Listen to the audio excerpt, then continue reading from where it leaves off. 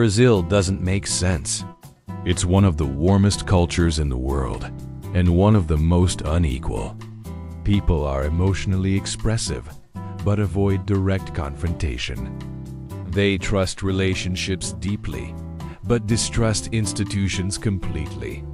So what is going on? Brazil doesn't make sense until you understand the Brazilian mind. From the outside, Brazil looks simple. Carnival, football, beaches, music, smiling people. But surface impressions hide structural complexity. Brazil is not chaotic by accident. It is adaptive by necessity. To understand Brazil, you cannot start with politics. You must start with psychology. Brazil was built on instability, colonial extraction, slavery, extreme inequality, weak institutions, recurring economic crisis. When institutions are unreliable, people rely on people. That changes everything. In countries with strong systems, rules organize life. In Brazil, relationships organize life. That is the first key to understanding the Brazilian mind.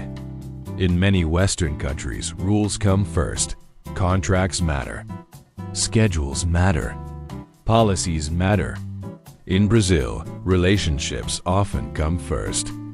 Who you know matters. How you speak matters. How you make someone feel matters. This creates flexibility, but also ambiguity. This is where foreigners get confused. They expect rule-based behavior. They encounter relationship-based behavior, and suddenly, nothing makes sense. You've probably heard of the Jeitinho Brasileiro. It's often translated as finding a little way, but that translation misses the depth. The Jeitinho is not just bending rules. It is a social survival mechanism. When systems fail, creativity compensates. When bureaucracy blocks, negotiation opens doors. In stable countries, bending rules is deviance. In unstable systems, adaptation becomes intelligence. That doesn't mean it's always ethical, but it explains why it exists. Brazilians are emotionally expressive. They hug, they speak loudly, they show enthusiasm, but they are also highly sensitive to social embarrassment. Direct confrontation feels threatening. Public criticism feels personal. Harmony is valued. That's why no is rarely direct. Instead, you get maybe, let's see, we'll talk. To an outsider, that feels dishonest. To a Brazilian, that feels polite.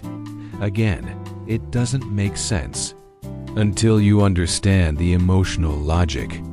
Brazil has lived through constant crisis, inflation, political instability, violence, economic swings. And yet, Brazilians laugh. They make jokes about tragedy. They celebrate intensely. They dance during uncertainty. This is not denial, it is emotional regulation. When instability is chronic, hope becomes a strategy. Optimism becomes resistance. Here's another paradox. Brazilians are extremely warm with individuals, but deeply distrustful of institutions. They may not trust the government or the police or corporations, but they will trust their family, their friends, their close network. Trust is personal, not systemic.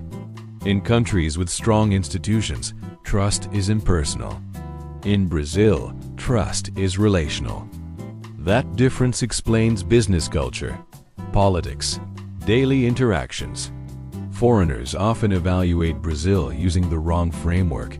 They expect consistency, linear logic, clear boundaries. But Brazil operates in layers.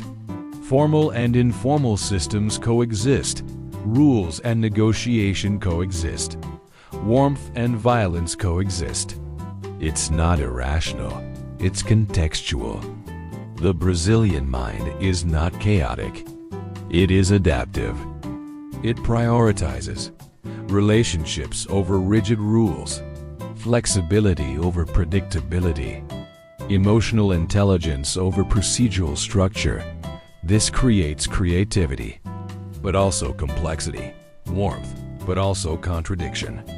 Brazil doesn't make sense if you look at it through institutional logic alone. But when you understand the psychological foundations, instability, relational trust, emotional intelligence, adaptability, the contradictions begin to align. Brazil is not a paradox.